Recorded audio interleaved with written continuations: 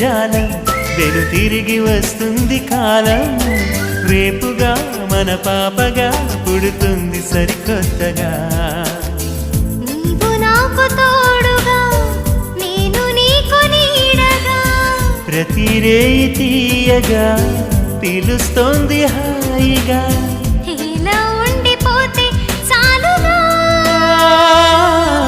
నువ్వంటే నాకిష్టమని